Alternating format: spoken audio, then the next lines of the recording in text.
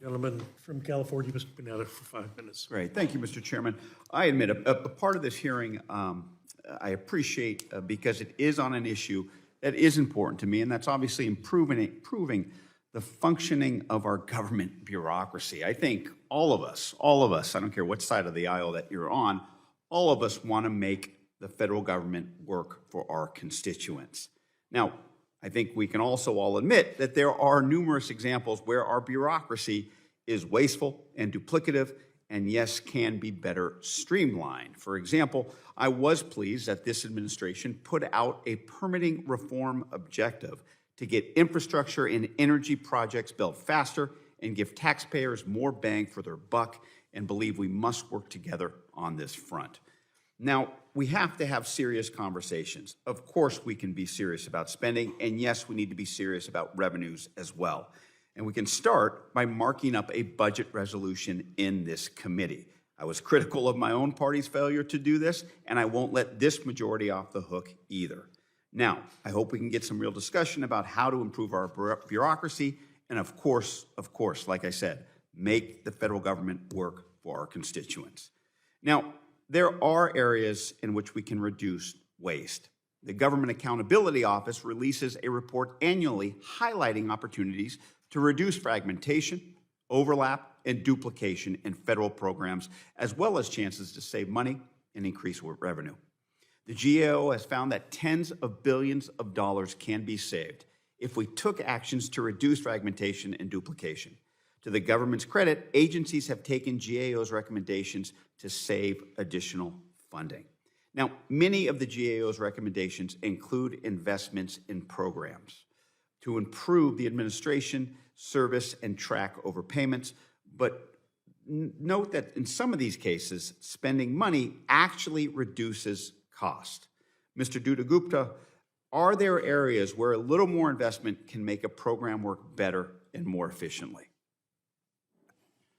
Absolutely, Representative Panetta, and in fact, one of the things that's missed by the focus on improper payments is how many people who could benefit from a program also don't access them. So we can do a lot better. And I'll just note that there is a lot of government spending that absolutely has a return on investment for American taxpayers. That includes especially the American Rescue Plan's child tax credit expansion, which has a 9-to-1 return on investment, which if we would talk about a business person or someone in the private sector, you wouldn't hesitate to make a virtually guaranteed 9-to-1 return on investment. But we got to get those programs back. We lost some of those, and make sure that everyone gets them so we could make programs a lot more effective and efficient. Great. Mr. Duda-Gupta, I had some constituents in my office yesterday, and they have been having a difficult time dealing with one of our favorite bureaucracies, the FAA. And what they noticed is that there's been sort of a brain drain at the FAA, in that basically there is sort of high turnover causing a major slowdown in their aircraft certifications. And what we're seeing is that more experienced staffers are replaced with less experienced staffers. In other cases, they have to get up to speed on a project all over again, wasting the efforts of the previous staffer. Heck, I've seen this not just with the FAA, but the Army Corps of Engineers as well. So the issue, like I said, isn't limited to one bureaucracy, and it can impact agencies that serve people in every part of government. So what can we do to ensure that we have well-staffed agencies that work effectively and efficiently, and like I said, help make the federal government work for our constituents, Mr. Duda-Gupta? Yeah, there's a lot we can do, and there are other agencies, as you pointed out, including the Social Security Administration, which is struggling with the workload as our population ages and needs human beings to interact with to get their benefits.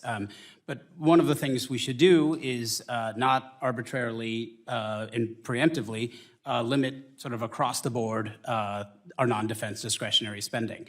But we can do a lot more to make government work more attractive. And remember, if there is a default here, government employees will also suffer with wages not paid.